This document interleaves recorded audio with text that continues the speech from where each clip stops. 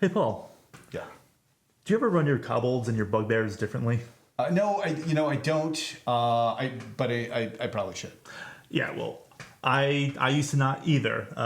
Luckily for both of us, today's guest wrote a whole book on it. That's right. My name's Paul Zajac. And I'm Rob Egan. Welcome to Boss Battles. This is where we take D&D live play and smash it together with sports commentary. Kind of. All right. So today's guest wrote this book. So it's Keith Ammann, and the book is The Monsters Know What They're Doing. And Rob, tell us about the adventure that you're DMing. Yeah, so the party has found out that there's a village close to a cave system where some of the villagers have been gone missing. They've been let out of town. There's mysterious reasons as to what is going on, and the party's been hired to rescue the villagers and find out what's happening. We're going to start off, I think, already in the fray with our players, and we're going to have a paladin, a sorcerer, well, divine soul sorcerer, I'll say, a fighter, and a rogue. Yeah, so I'm going to give it away a little bit that the enemy is the Yuan-Ti, and so if you have access to the book, you could like pre-read it to that it's like a couple pages to see like how faithfully we or Rob DMs them, which I think he does a pretty good job. Thanks. Yeah.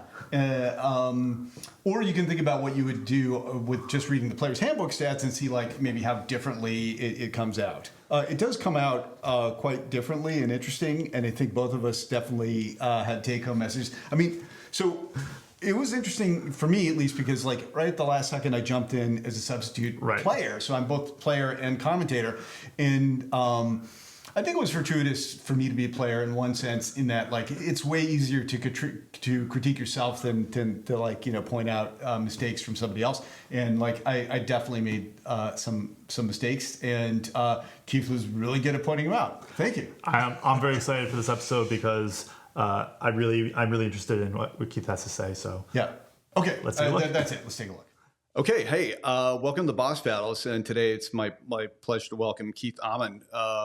Author of The Monsters Know What They're Doing, and a couple of sequels, and our like most prestigious guest so far on Boss Battle. So man, I'm really happy to have you here. Thank you so much for taking the time. So today's adventure, as we were discussing a little bit, is against the Yuan-Ti. And this is one of the, you really covered, I think, everything in the player's handbook, but this is the class or group of monsters chosen by Rob, who's the DM. And he set up a challenging battle, and we're going to take a look at an edited version of that battle. And you can comment both on how the players are doing and how Rob does with portraying the Yuan-Ti. Everything's fair game.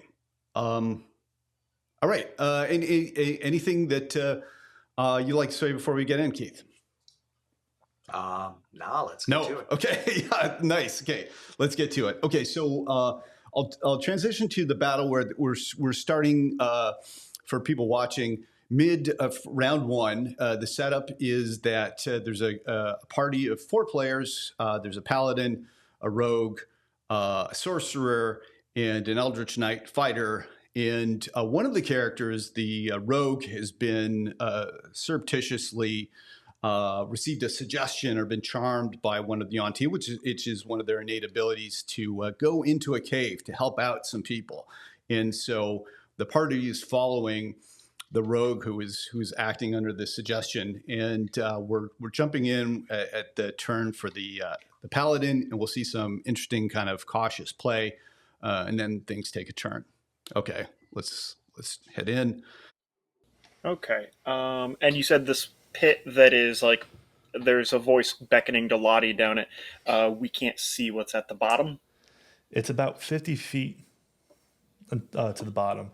What's your dark vision range? It is 60 feet of dark vision. Perfect. So as you go through, you can see that there are what looks like to be about three people at the bottom. So 50 feet. He does say that. You're all right down there. That comes into play. We just need your help. Please. Okay.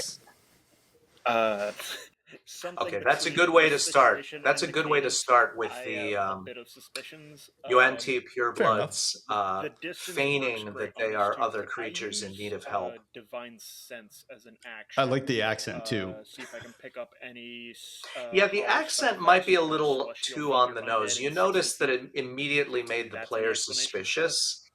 That might have been pushing it a little You bit do too not pick far. I up mean, any. unless he really wanted to Okay. give away the game. If But it's not the dead, it's not the I think devil, if and I it's were not doing anything up it, I above. might have made Uh, them less I sus. think that's Okay. about. I'm gonna. Yeah, I don't have too much else I think I want to do just yet. Um, would it be a free action to toss a coil of rope down? So we must use. He tried to Not use in his this divine case, just sense because to see what was going on. you would have to tie it off unless you're unless you're going to anchor it. Like if you're going to throw down and hold sense. on to it, sure, but it won't be tied off on anything. But of course, Yuan-Ti are either humanoids or There's a monstrosities. part of so me that that's thinks not that gonna might be a reveal that. bad idea because I'm not sure how eager they're going to be to try to climb up that rope and get out of this hole. So yeah, I'm just going to end my turn there. Okay, all right, Lottie, you are up, and we have. I'm just going to say Drin, if that's fine. Drin, you're on deck. Absolutely, yep. All right.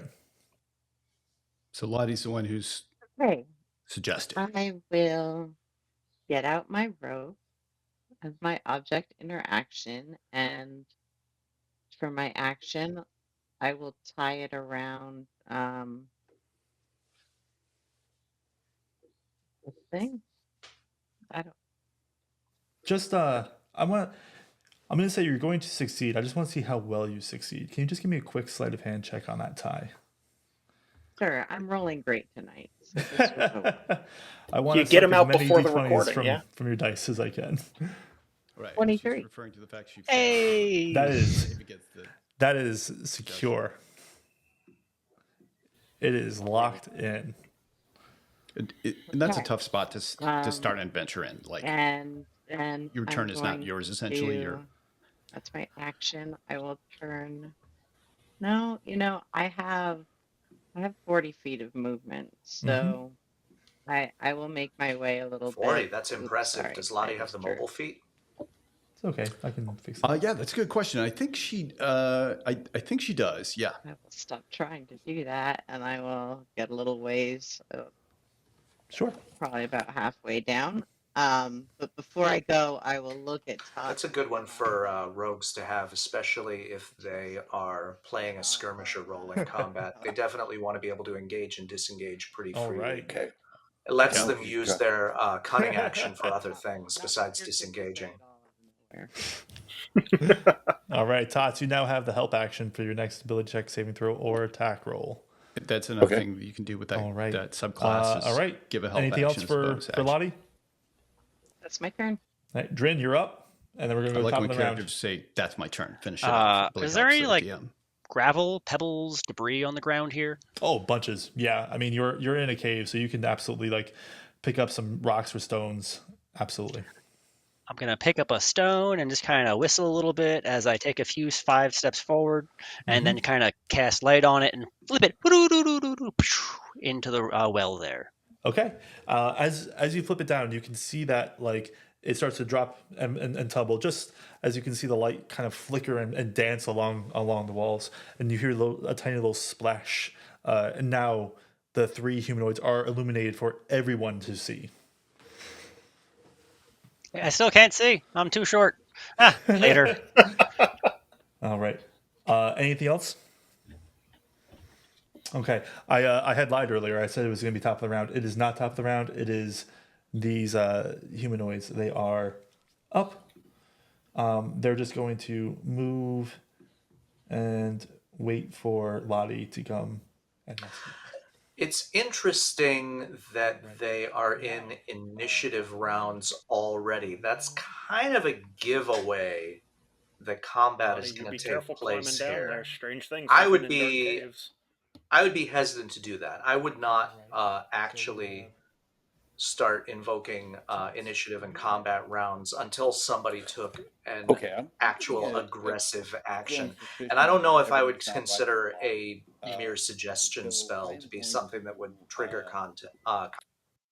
Yeah, I mean walk up to her that's and fair. I'm I think gonna it's I'm gonna probably slap her in the face. Snap out of it. This isn't you. Something's wrong. All right. At this time, she is about halfway down the pit. Oh, okay. Well, now to walk back a little bit of what I just said, if one of the party members is interpreting her behavior as a hostile act, then that might be a reason to start going into initiative order. She took that and started climbing down. Okay.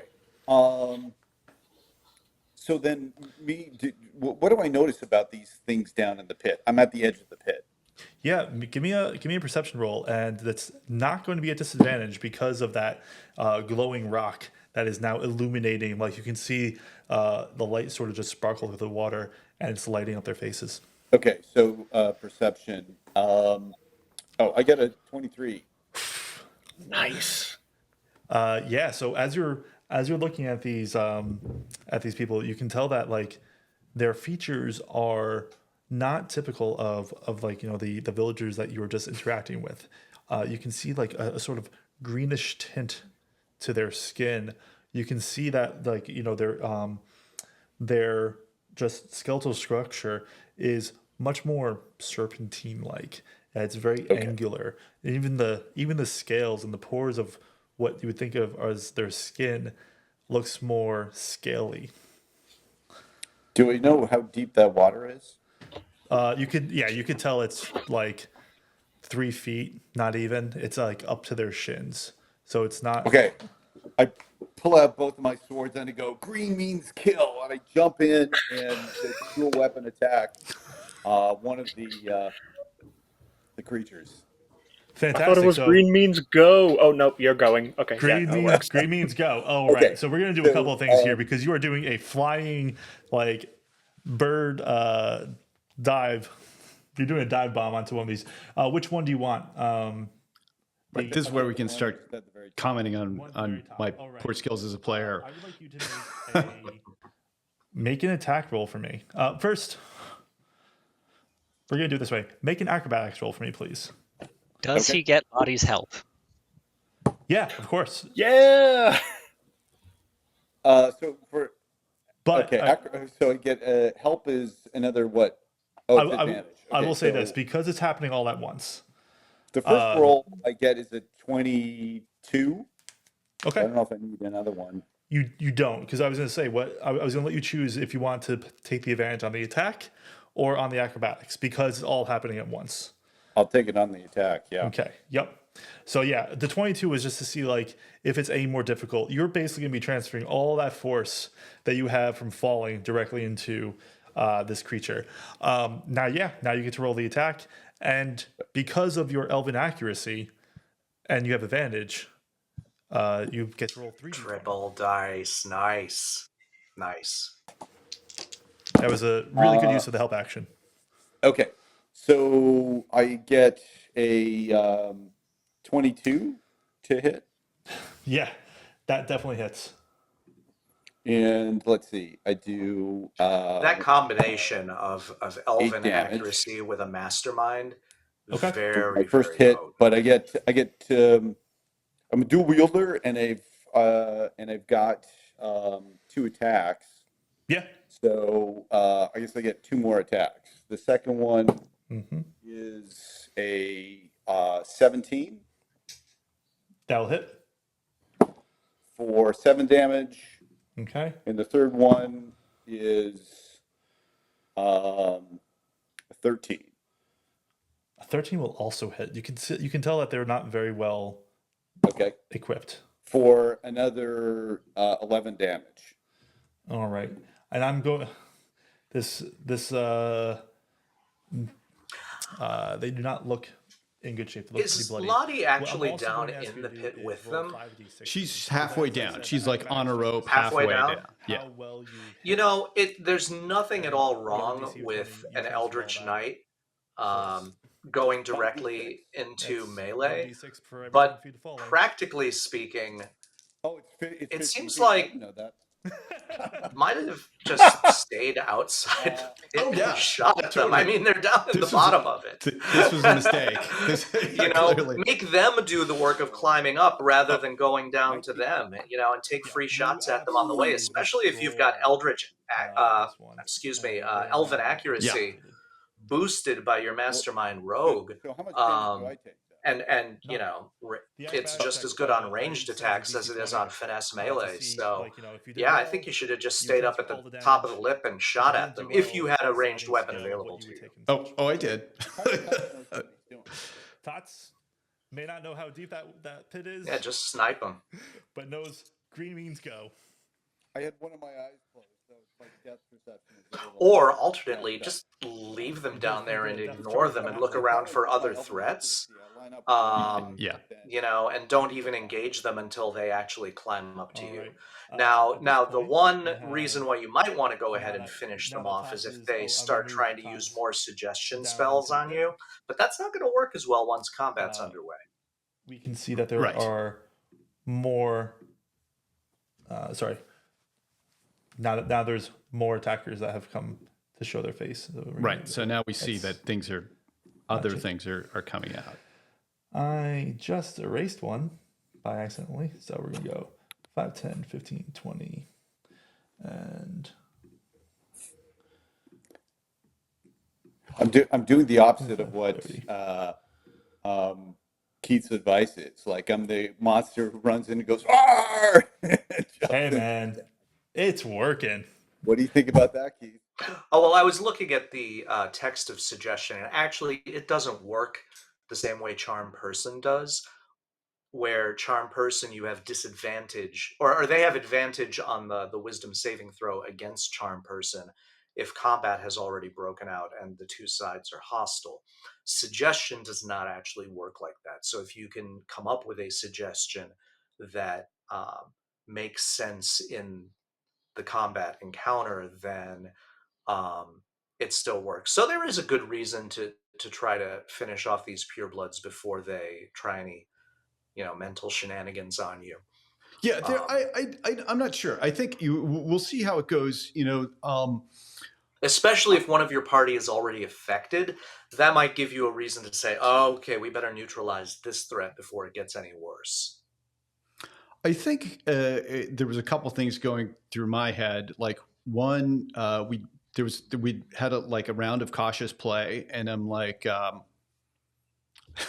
I guess I approached D&D as a player as like I wanted to do something fun and swashbuckling, and Sure. And so and just keep it fun, and I think ultimately though, as it turns out that was the wrong decision. Now Tots, my player, is down a well, a 50-foot well. One, I didn't realize it was 50 feet.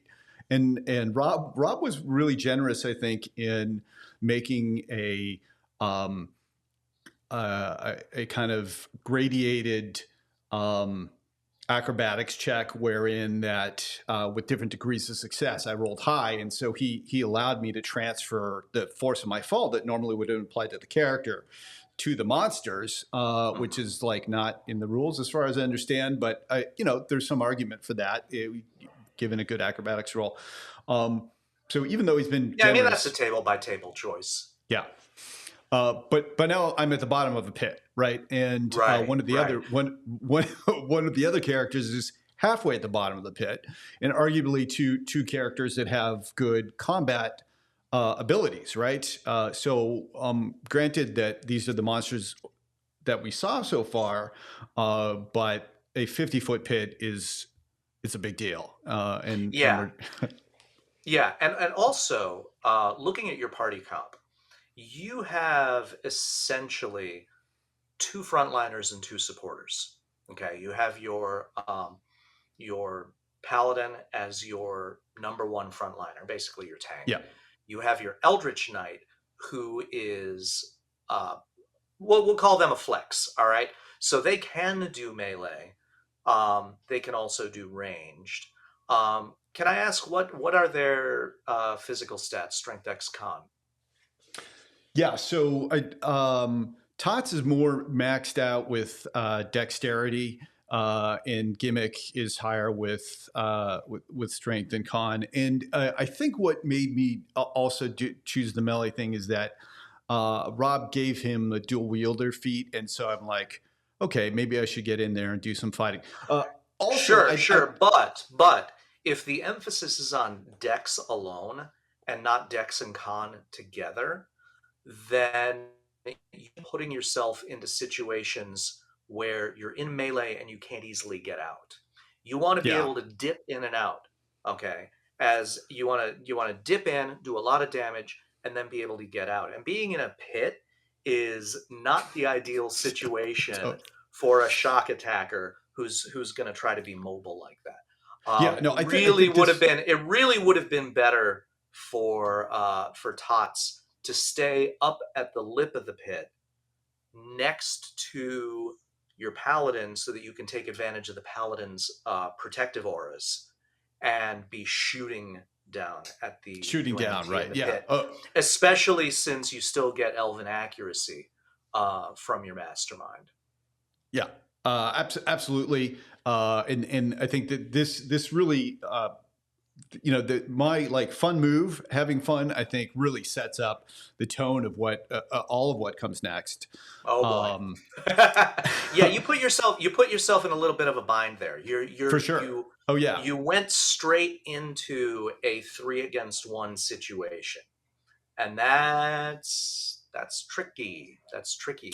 Any situation like that you want to be able to get out of. You don't have anything like Misty Step or anything like that, do you? Nope. No, yeah. You're in it right. now. and I've kind of put my party in it. I suppose so that's a question then. As a dungeon master, when a player does something stupid, it's great that I did that because I can insult myself. How do you manage the rest of the combat? I think that there's different ways to do it, right? You can try and just be like find some way to still keep it fun, but not put the hammer down.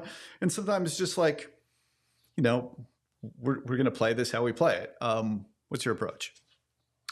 I tend to believe that choices have consequences. Yeah. And I tend to play it that way. Now, one possible choice could be that one of those Yuan-Ti grabs Tots and whispers in his ear,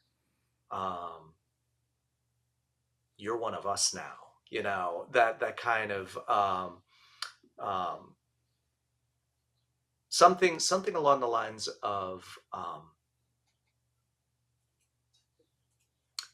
"Your friends are going to get massacred up there. You are better off siding with us.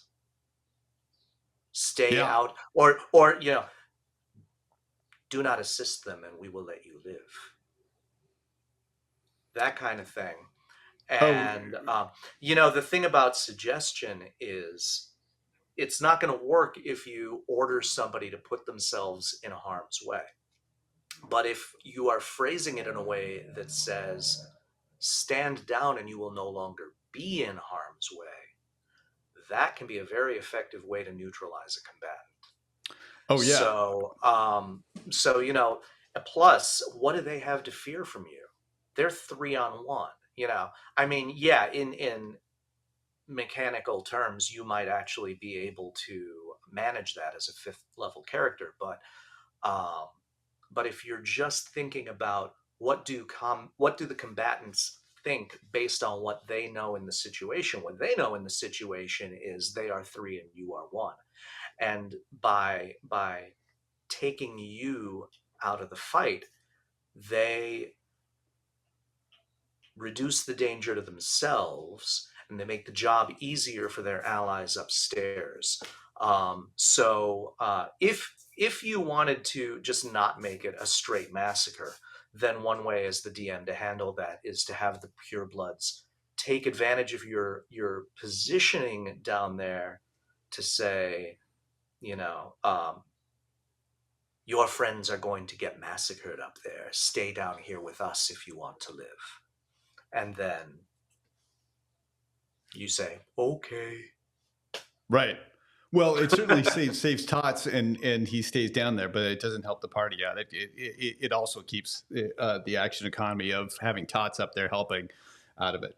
Okay, so we're going to rejoin the battle. I'm just going to kind of go through the parts that have happened before the next clip.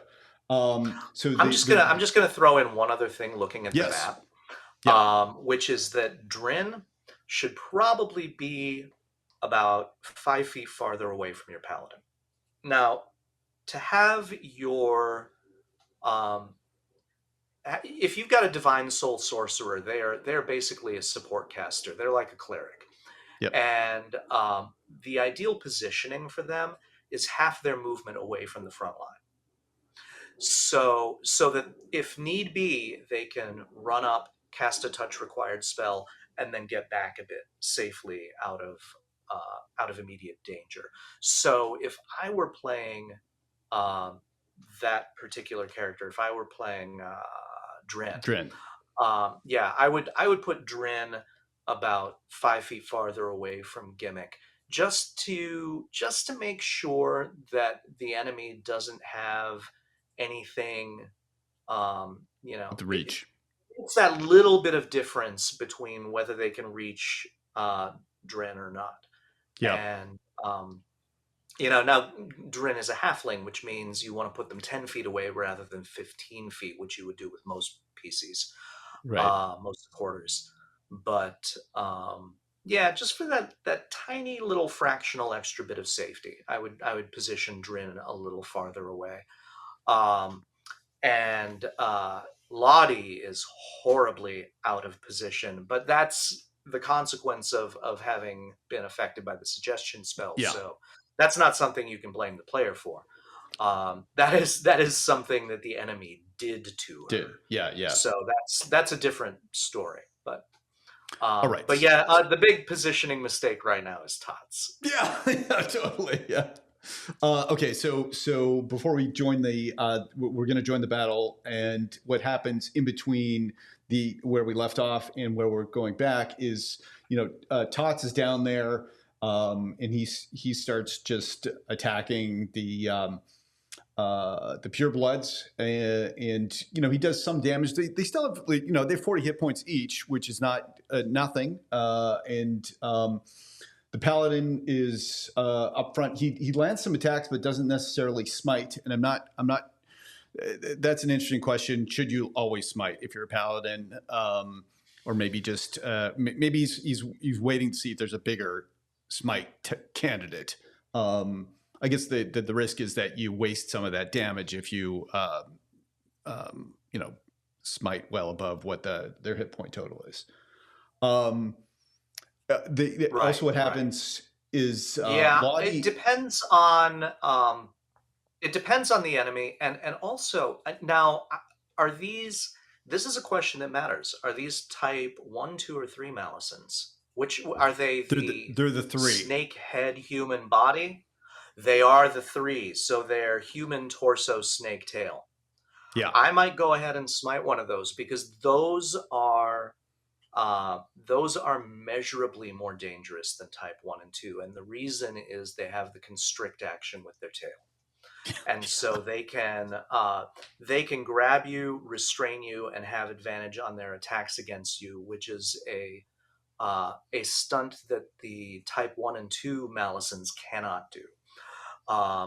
So I might go ahead and use at least some level 1. Do they? Love only got the level 1 spell slots, right? The first level. I think slots. he's got it at 5th level. I think he's got a 2. I'm not sure. Okay. Let me look this up here because that's not something I know by heart. Yes, 2nd level slots come at level 5. So I would go ahead and use some first level slots to smite the type 3 Yuan-Ti Malicen. Save the 2nd level ones in case the anathema shows up. Or I'm sorry, the abomination. Yeah, which happens. So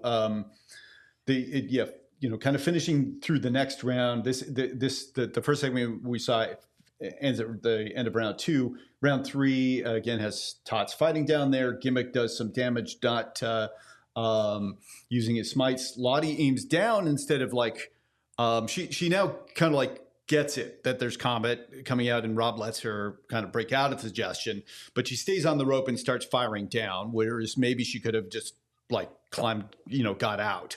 And that's a bad idea. That is a bad idea because of, not necessarily because she could fall from the rope, although that is a possibility. If the Yuan-Ti attacked the rope and caused her to fall down there, trapping her down there with them. But if I'm a mastermind, I want to be where I have a view of the entire battle, which means she needs to be back up at the top of that rope, right behind the paladin, so that she can both see what the paladin is dealing with and also what the Eldritch Knight is dealing with down in the bottom of the pit, and make choices accordingly. So yes, I agree. And then finally, Drin in his turn, the Divine Soul Sorcerer, he casts Beacon of Hope, which gives advantage on Wisdom saving throws, Death saving throws, and allows you to heal max if healing is applied. So he uses his turn as a support character, which is, I guess, what he's designed to do, and that will bring us to the kind of the beginning of the next segment. So, and that's a great choice, except it's not going to help the people in the pit because it has a 30-foot range. It has a 30-foot range, and they're 50 feet down. Yeah. So I think Beacon of Hope might have been a waste of an action and a waste of a spell slot there. That's a 3rd level spell. That's a lot. And if you can't get the whole party in that Beacon of Hope, you're not getting your value out of that 3rd level spell slot. Yeah, I think Lottie gets in now there. It might have affected Lottie because Lottie was only halfway down. Yeah. But you want Beacon of Hope to get the whole party. You don't want to be missing anybody if you're casting Beacon of Hope. Remember, Beacon of Hope doesn't pay off unless you can maintain that concentration and cast a healing spell the next turn, or if you're counting on the paladin to do some healing, which if they're engaged in melee, they're a little busy for that at the moment. Yes. Okay, so let's head back to the battle and see what happens next.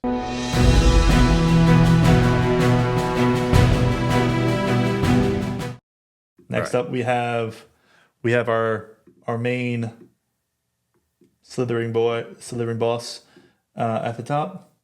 Yeah, so the abominations entered the scene up at the top.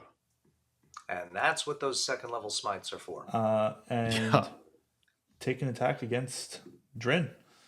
Which means one of the things the paladin wants to be doing is maneuvering his way toward the abomination. That's going to be a 19. If possible. So no.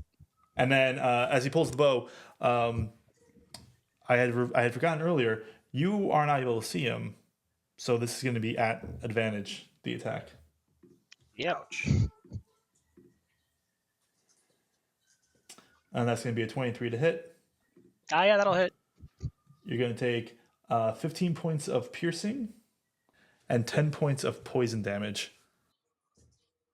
Yeah, because all the Yuan-Ti have dark vision. Entering a situation like this, the party needs to make sure it's got sufficient light to cover all of the PCs who don't have dark vision. And it's going to be a DC 11. I got a math 20. All right, you're good. Is that math 20? Check for the... It's not natural. It's after math 20. Yeah, I like that as a saying on math 20. All right, and then it's going to take another try to take another shot at Drin. Come on, Sanctuary, work once. 15. That makes it. All right, and then the attack is going to be a 22. So yeah, he's going to hit you for like 15 damage. Yeah. Yep. Ah! Okay, so we're back in to just talk about that short segment, which I really provided to emphasize, the trouble that the party is in now, right? Yeah. 2 of the players are down in the pit. and then the real threat has become apparent, right? So Tots, meaning me, I jumped in to fight the weaklings, and then the real guys have shown up, including the Abomination, who is has I think 3 attacks and 160 hit points or something like 130, and really shows off his 127. muscle. Yeah, shows off his muscle with 2 attacks, and essentially brings he puts down the divine soul sorcerer, right, who's now unconscious and having to make death saves. So what can the players do now? What should they be doing? Well, it's tough because the positioning is going to make any kind of maneuvering extremely difficult. What they should be doing is getting out of this situation. Because, I mean, being outnumbered like that and having even 1 PC down in a party of only 4 to begin with, that is steep losses. A real life military unit that had losses like that would already be looking for a way to withdraw. And here they're separated. This is very, very tough. I'm not sure. Well, I think first of all, the paladin. Well, role-playing wise, the paladin or the mastermind should be calling for and coordinating the withdrawal. I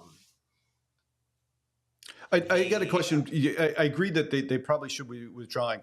How do you communicate to players,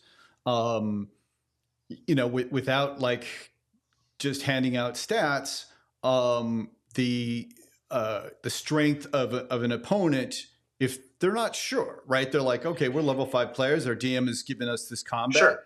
It should be doable. Like, but I certainly, even though I knew Yuan-Ti were coming up, I didn't look everything up. And so after the fact, I'm like, wow, those guys are really powerful. And I hadn't realized how so. But how do you do that to make it fun in the game? You do it with adjectives. I mean, like, for example, the paladin has the Yuan-Ti malice in its face. You talk about its muscles. You talk about how thick its tail is. That it's like, its tail is as thick as its waist, and it coils around like the tail of a python. You invoke like a real world snake that is known for crushing its prey. And you describe it in those terms. It's python or its boa-like tail lashes out at you and tries to wrap around you, and you use terms like that. The abomination rises up to its full 13-foot height and draws its 8-foot longbow against you. Right. Things like that. Just describe the size, describe the muscularity and the power that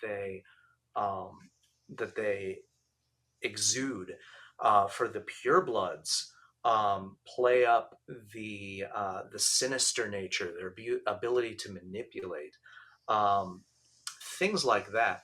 Talk about their distance from you and how 3 more of the python-tailed, muscular Yuan-Ti are advancing towards you in an unbroken line.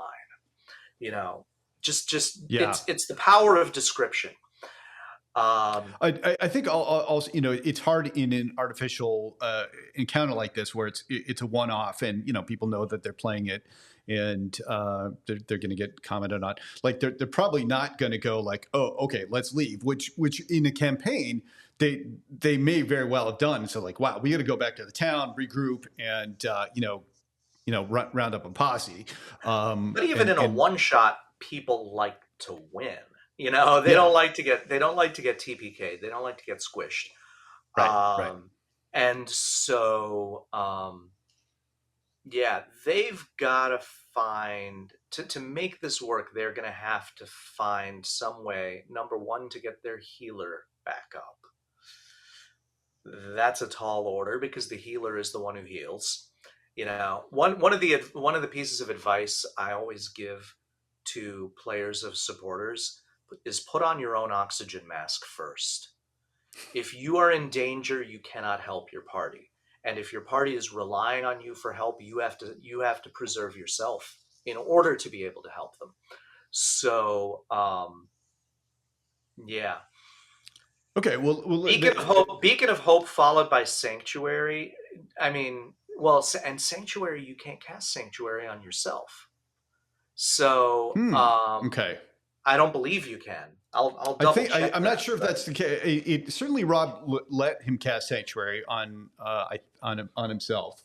Oh, okay. Well, it says you ward a creature within range, so I guess you can cast it on yourself. I Yeah. think about it as something you can't or you shouldn't Mhm. cast upon yourself. Yeah. Okay. So, but even so, these are manipulators. Yuan-Ti are manipulators, and so it's reasonable to think they might themselves be resistant to manipulation, perhaps by virtue of their wisdom scores. Now, that's not necessarily true of the rank and file Yuan-Ti, but it is true of the Abomination. It's got Wisdom 15. It's got a +2 on its Wisdom saves. It might have an easier time making that save and shooting you anyway. Yeah. It's not just going to ignore you, you know. So, what? I mean, now that they are in this position, they've clearly made some missteps to get themselves in this position. Now that they're in this position, they should be at least trying to withdraw to a position they can defend better. Well, so they do make some Are advancements are those like some boulders on the map, or is that just right? Yeah. So there. Yeah, I would say that these are like kind of stalactites, stalagmites. So there is some cover available.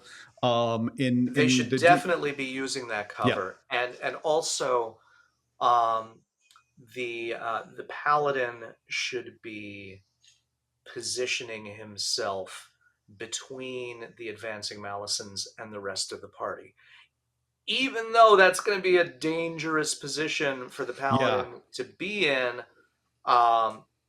it's the paladin's job, and they've got to do it, or the other party members are going to get it. Now, it's scary because we saw just the Abomination quickly did like 40 points of damage, and so at level 5 it's hard for anybody to take a couple of rounds of 40 points of damage. Yeah. You're done. Now, if I were running the Abomination, I might not have had them target the Sorcerer. Shoot the Spellcaster is a time-honored and frequently very valuable principle to follow. But Yuan-Ti are magic resistant. And so in general, I think Yuan-Ti don't necessarily have the same fear of spellcasters that other creatures might have. And so when the Abomination comes out, they might legitimately think that the Paladin was the greater threat rather than this diminutive sorcerer who, I mean, I don't even know necessarily if the Abomination could look at the sorcerer and immediately identify why they're there. So, but somebody wearing armor, swinging a whatever that paladin's got, is a clear and present danger. And so I think I would have had the Abomination target the paladin. And that's a nice way to be fair and true without. It's not showing. It's not necessarily going easy on the players. It is reading the situation the way these creatures would read the situation. They would see a large humanoid in armor with a weapon, clearly someone with martial training, and they would see a small cowering person in street clothes.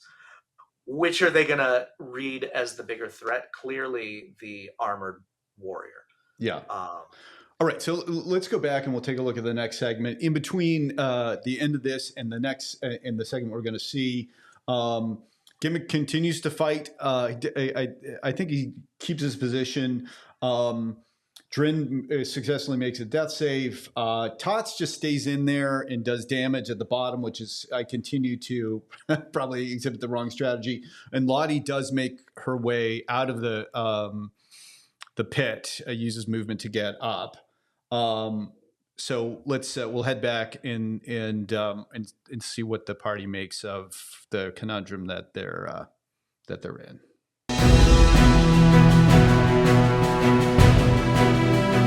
This one is going to turn tail and run. So yeah, so Gimmick get enough damage that I think that one is down to like 15 hit points. And that was your advice, below 16. These guys. I'm very curious why it's running that direction and not back in the direction that the other Yuan-Ti came from. Maybe to avoid opportunity attacks. I don't necessarily think it's wrong. I think it's. I'm curious why. With constriction, so kind of wrap their tail around you. So does a 15 hit? The spell that you cast on me at the beginning of the Mage armor. It sets your armor class to 3 plus your dexterity modifier. So it's still in effect. Okay, so no, then it doesn't hit. Nice. Okay, then it's going to take an attack and just try to hit you with a scimitar. I've made my way out. So that as one, well. you either. The other one is going to. The other one is going to try to shove you down the pit. Oh no. Which would be a contested strength and either athletics or acrobatics. Your choice, Tots. Like I said, it's going to be acrobatics. All right. Like I said earlier, the snake person got a 23, so natural 20. Okay. All right. So I get a +7, and I rolled a 15. Oh no. Right. So that's a 22. It's gonna be a 22 as the snake just sort of takes his tail and swings it into you, knocking you down the pit. That's impossible. Oh yeah. So I did make it out, but then it got pushed back in. They just dumped you in the killing pit. As you fall into the This is not going to go well. Okay. on the plus side, there's still a rock that has light down there, so you can see everything. You can see everything around you. I can see anyway. The 3 unconscious snakes in 3 feet of water. Yes. And then the third one's going to take shots at Lottie. And a 22 will hit. Yes, it will. So for the first attack, it's going to be 6 points of piercing, and then a 7 will miss, I assume. Mayan, can you dodge the 6? Absolutely, yeah. No, because you uncanny dodged earlier with the boss. I used my. Yep. I guess this is a part of the All right. But yes, Gimmick, you you're up. absolutely Lottie, should you're on use deck. the uncanny dodge. All right, against the the coward ran away. toughest opponent. I'm going to run on in, just immediate lay on hands to Drin, get them back up. I'll hit you up for 18, and then I'm just going to look at Lottie starting to get pelted and just bonus action. Rough opportunity cost, but in character for a pally. Need both of you two to stay up so we can start doing this. Drin, if you got anything to clear a room, now's the time. All right. That was a great turn getting them Nice. up, buffing your parties. Clearing rooms, though, is not usually what divine soul sorcerers are known for. You're now up. All right. I will attack. 24. Absolutely hits. And you got Drin and Gimmick on both sides of you. Yep. Yep. So that is 11 plus 9. So 20 damage. I hope the next thing she I'm gonna does is to use her cunning action to disengage. with a dagger attack Yeah. for a math 20. That will hit. Okay. And another 2 points of damage. 2. They are looking pretty bloodied at the moment. And so am I. So what I am going to do, because I have the mobile feat, is I'm going to go and that's right. take Gimmick's spot. get some cover. That's great. Yes. So as like Okay. you had Good just, choice. sunk Good your choice. sword and dagger Using the into mobile this feat to creature, getting out, and as you're if moving away, she still it's has that too bonus quick action, to even because get anything she didn't from have him. to disengage, Very maybe nice. she can use the hide action to. All right, Drin, you are up. Oh, And you're she up. didn't use her bonus action. What? Okay. Just big gonna- That's beefy an half orc oversight. hands just patting you up. I'm gonna roll between your legs and then kind of vomit out a breath weapon, a draconic breath weapon of ice, casting Rhyme's Binding Ice in a 30-foot cone directly to the east. Yep, that will get all of them. Okay. No need to Okay. even measure that out. You know, that 20 shove actually helped Tots then get out of that.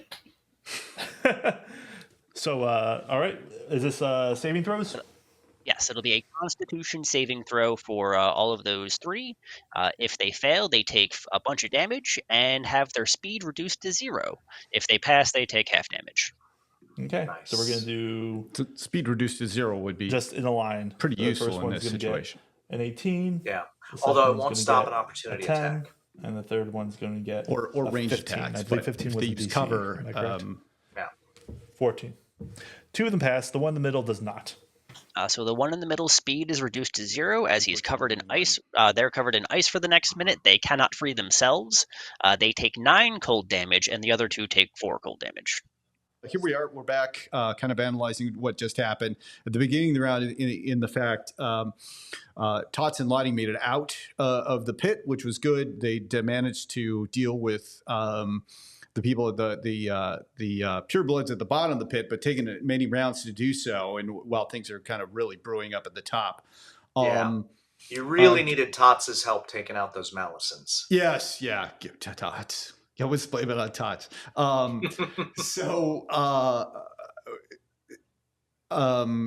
Gimmick the Paladin gets the Divine Soul Sorcerer back up on his feet. Lottie does some damage and hides or gets out of the way, and Tots gets pushed down into the pit. If she actually had hidden, that would have been better. Because not only would it have given her potentially advantage on a subsequent attack, it also would have allowed her to maneuver a little bit and stay out of the line of fire. Not just to have cover, but actually to have sort of vanished and removed herself as a target. If I were in her position, I absolutely would have done that, and also maybe tried to get a. Okay, so if you have, usually I'm thinking about this as a goblin, but it also applies to rogues, which is that if you have that bonus action that allows you to hide immediately after attacking, shoot, move, hide, or move, hide, shoot, or any kind of maneuver like that, it's best to end your turn hidden, so that you're taking yourself out of the menu of potential targets. If I were in her position, I would be looking for ways to try to get that abomination out of the picture.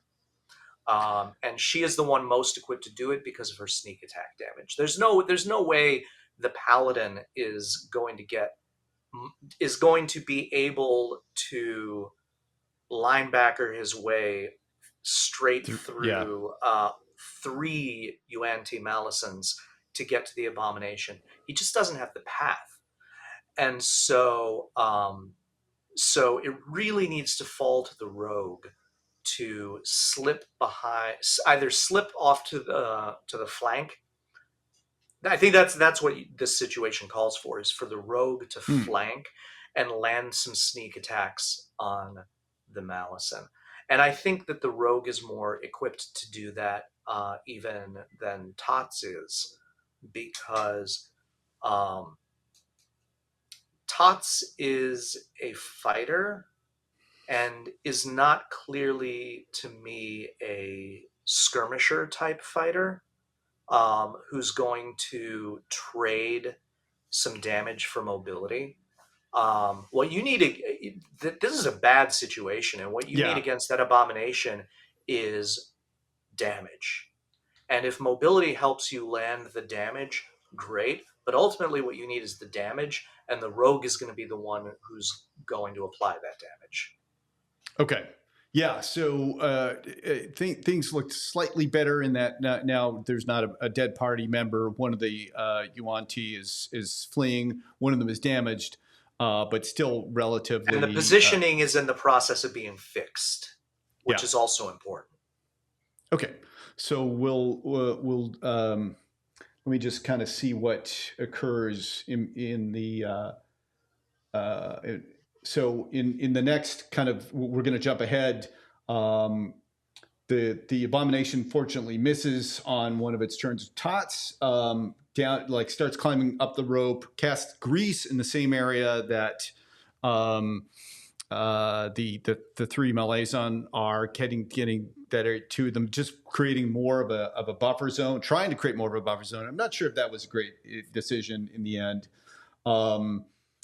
Well, the sorcerer has to do something to support the party. Oh no, Tots as the Eldritch Knight did that instead of getting did the grease. Instead of like I think it was because he got half movement. That's a supporter move, and Tots is not a supporter. He was trying to get out of the pit, and I think it ended his movement and wanted to do something.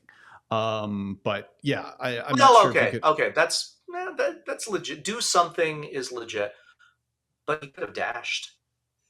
Yes, could have dashed up and got out. Yeah, I agree. And then Gimmick casts Moonbeam also. So there's lots of stuff being put up in the middle there to try and stop the march forward of the Yuan-Ti. But yeah, I think your analysis was right. We don't need buffs and stoppage. We need damage, and that's not happening. Now, if you are trying to do some battlefield control, which is not a terrible idea in this situation, I'm assuming that's what the purpose of Moonbeam was. Yes. So you see those two boulders that not Dren. Lottie is already behind one of the boulders. Yeah. Yes. Right. Up. So if I'm the paladin, I'm going to position myself next to that boulder so that if the Malicens are going to advance any further, they need to go through me.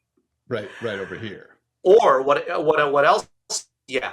Or what else I might do is put the Moonbeam there so that to get around the rock, they have to go through the Moonbeam, and then put the paladin just on the other side of that, so that they have to pass through the Moonbeam and then get past the paladin. Make this a bit of a gauntlet for them to run. Yeah, and he puts the Moonbeam, I think, right here, and so that just drawing attention to spells like this, that they do damage when at the beginning of a player's of a creature's turn, or if the creature moves into it. So potentially, you can get nothing out of a spell like this if it goes down prior to anybody moving into the area before their turn. Yeah. You definitely want to keep the paladin behind the Moonbeam so that their concentration can't be broken. Okay, so things looked, to me at least, is slightly better than it was before, but still like dire. And then we'll take it to the next. Well, it's still very dire because you have the abomination on the field. Yeah. I mean, I did a quick look at the encounter building tables in Xanathar's over here, and having a CR7 creature at all in a fight against level 5 PCs, brutal to begin with. You cannot expect them to win that fight. They have to really approach that. As soon as that abomination came onto the field, they should have said, holy heck, and started looking for a more fortified position than they had, because that is too much for them to. It's too much to expect them to be able to handle, and Yeah. any degree to which they can handle it at all is going to be impressive. I mean, I think this would have been a challenging battle with those 4 Malisons and 3 Purebloods alone.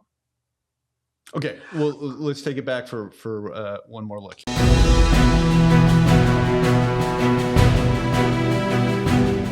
What are you doing? Get them! Why are you all running?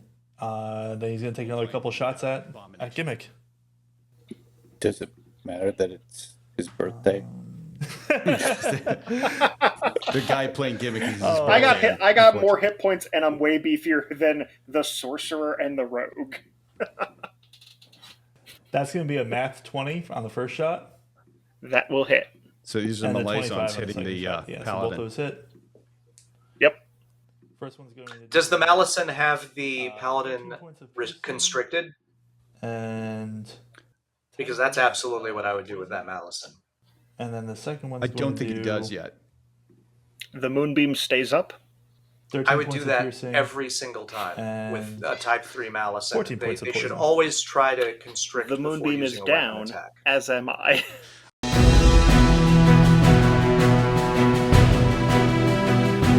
Paladin goes down, but then is retconned back up. But then shortly thereafter, just one of these Malazons who's constricting the Paladin puts him down, and then with his second turn puts down Drin, the Divine Soul Sorcerer. And so you got the two players are down. I had a few more clips, but we're really at an hour. It's not too hard to guess what happens. This adventure ends in a TPK.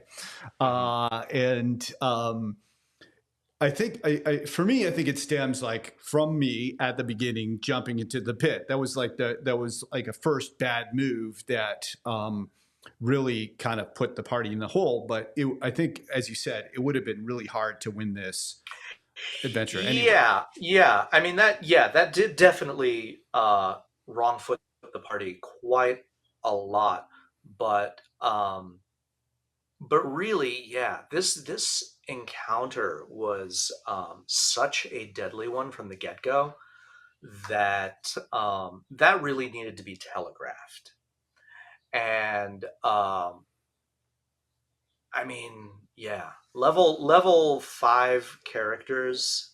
You know, I think this actually happened to me in a game I played. My very good friend Julian was running a game for us, and I was playing an Eladrin Battlemaster. So not entirely unlike the character you're playing right now. He had elven accuracy. He was very mobile, very finesse dependent. And we were in one situation where I guess our rogue had gone down into a well, and it was a weird situation where this actually took him to some location that might have been on the astral plane or something like that. And so he's like on this little floating asteroid-like rock, and this monster advanced on him. Now I've got my Eladrin fighter who is a frontliner for the party, and if you're familiar with the Eladrin folk, he's also got the summer season on him. Okay. So if there's a fight about to start, he's going to be in it. You know, character-wise, that was his choice to make. Also, as a character choice, I made Wisdom his dump stat. Oh. What happened was he went down there, and I think our characters were level 3, maybe level 4. I think level 3. And the this astral monster that had been menacing the rogue attacked my character. It put the whammy on my character I failed the wisdom saving throw and walked right up to it, and it instant killed me. It actually took the top of my head off, and Julian was like, "Oh, I'm sorry, man." I'm like, "You know what? Now I know what kind of DM you are."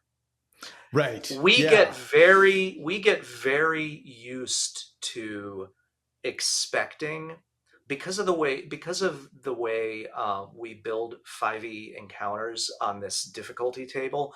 We expect encounters to be somewhat tailored to our level and our ability to handle. To have a We shot, kind right. of we tend to assume that our DMs are not going to throw an encounter at us that we can't handle. It might be difficult, but we can handle it. That's our expectation. But this encounter defies that expectation.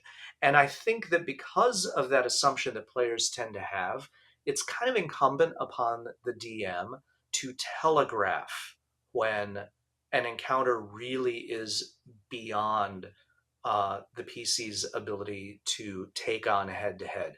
If you ever watched the first campaign of Critical Role, Mhm. when the Chroma Conclave shows up, that is telegraphing, this is a situation you just have to run from. You're not going to be able to do anything here. Your job is not to win, your job is to live. And I think in this particular encounter, the DM should have communicated somehow, your job here is not to win, your job is to live. And then the problem becomes not how do we position ourselves and use our features and deal our damage to win the fight. It becomes, how do we use our PC's features and abilities to maximize our chances of getting out of this room alive? And Right. if And you that know that's your problem, if you know that's the challenge in front of you, you can make better decisions. Yeah, there was lots of things in this combat. I think that was difficult, and I led off with some bad decisions. But that was one of the reasons I kind of started this channel, and I felt that me being an imperfect DM and imperfect player could actually feed into what this is about, which is like learning about D&D, and so. Yeah, certainly good points and in a need to telegraph it. Okay, give me 1 second. I'm going to switch over to our side-by-side view. Okay, so just to kind of end things here. Once again, thank you so much for joining us. I want to give you a second or so to tell us about what's coming up for you, what we should look for, and then you can tell us where we can find your things to get more of you. Well, if I could just interject one more thing about that. Yeah, battle. absolutely. One of the great things about the Yuan-Ti abomination as a creature, it's a great villain to have out there monologuing. I mean, really, you could, if you wanted to make this a winnable fight for the PCs, you could just have the abomination spend its first couple of rounds taunting them, putting them down, belittling them, mocking them, not even attacking them, just telling them what insignificant worms they are, and not even entering the fight until it had lost 3 or 4 of its allies, and saying, oh, okay, maybe I should be taking you a little more seriously. Even having like telling the party what they're doing wrong, like you could if you wanted to, right? You could. I mean, the attitude of the abomination toward the PCs, if it could have come out there and just projected, "You're no threat to me." Yeah, that's a great. That's a really great piece of advice. Then that might get the players to. Oh, yeah. Have we misjudged this situation? So that's one thing. Yeah, I'm in a little bit of flux, waiting for the 2024-25 Right. edition to come out. I am working on a book on the topic of monster design, title as yet undetermined. In the meantime, people who are still playing and enjoying 5e under the 2014 rule set can get The Monsters Know What They're Doing, and the follow-up volume More Monsters Know What They're Doing, which covers the monsters that originally appeared in Volo's Guide to Monsters and Mordenkainen's Tome of Foes, and were revamped in Monsters of the Multiverse. More Monsters came out before Monsters of the Multiverse did, but I have updates and errata on my blog, themonstersknow.com, if anyone wants to use more monsters with the stat blocks as published in Monsters of the Multiverse. There's also How to Defend Your Lair, my book about applying principles of building security and area defense to the design of monster lairs. The Monsters Know, the blog is kind of on hiatus while I finish this book, but I will get back to it promptly once I finish the manuscript. That's at themonstersknow.com, and you can also find me on Mastodon at keithammann@dice.camp. Nice. And I'm giving away a copy of your book with this episode. So people, this is, just remind people, if you want anywhere in the U.S., I will ship you a copy of Keith's book. Just DM me in our Discord, and then we'll have a lottery of anybody who enters. So, wow. It was super great to have you here. Really, you're doing a Thank you very way much more for inviting me. than I'm doing for you. But it's really fun to hang out. Okay, thanks a lot. Okay, so we're back in. This wasn't my first TPK. I was like famously, at least to me, killed by Kelly McLaughlin last summer around this time, and so I guess it's the second annual TPK for Paul Zajac. Let's keep the tradition going. Yeah. I still had a lot of fun playing, and it was really even more fun talking to like a super expert DM about it. Oh yeah, I have to say that this was my first TPK ever, and I look back at it now. I'm like, oh, I definitely made the encounter too hard, but I think that's because I was taking monsters or the composition of the encounter I would normally do. And then I applied this level of strategy on top of that. So Yeah. I might have overcompensated a bit on that one. I mean, but I certainly didn't help things out at all, like by just like taking my character out of the battle. Like it was a terrible move as a player, and I seem prone to that. Although I didn't in my TPK with Kelly. In any case, I have to like further analyze my there were some bad moves. And it was a tough. It would have been tough anyway. Yeah. It was. Yeah, it definitely was a tougher encounter. I want to say thank you for being a part of my TPK as well as all the other players out there. So yeah, I think my favorite part of the episode we recorded was like, Keith, what should the players do now at this point? It's like, I think they should run. Always an option. Yeah. Just not for our channel. Yeah, it's good, right. Yeah, so there are also some artificial, like, so if you're in a real campaign, perhaps the players would have done that, right? They would have been, and it would have been a great move. I think that was really a formative thing for me when I was, back to learning D&D. It was also from Dungeon Dudes. They were fighting a Tyrannosaurus Rex, Big Linda, and two of the characters are down. And the one that's left standing is like surrenders. I'm like, in D&D, really? But like that's like a legitimate way to play. Find some way to survive and get out of it. And our channel is artificially set up like not to be that. And so that's probably also a thing that just didn't present itself to the party. Exactly. And it didn't help that there was the abomination there. Yeah. Anyway, we hope you enjoyed the episode. Oh, yeah, and so I think I said this to Keith during the episode, but we are going to give away a copy of this book if you're in anywhere within the U.S. I will just send you one. So you can join our Discord and just DM me if you're interested, and then we'll have a lottery for anybody who's entered to have a read of this book. It's a really great book. Yeah. I also want to make sure, because I'm not sure if I mentioned it, but I definitely appreciate Keith for coming on. Thank you again for being a guest, and thank you for all the great knowledge. This was a fantastic session. I love the book. And I'm still fine-tuning the encounters now that I know how to play more strategically. Yeah, and I said it to you, Keith, before. I'll say it again if you're watching. It was really. Thank you so much for being on here. We're a small channel, and you're like a big name. We appreciate it. All right. Well, until next time, try to avoid getting TPK'd. All right. Take it easy, everyone. Thanks. All right. Cool. Awesome.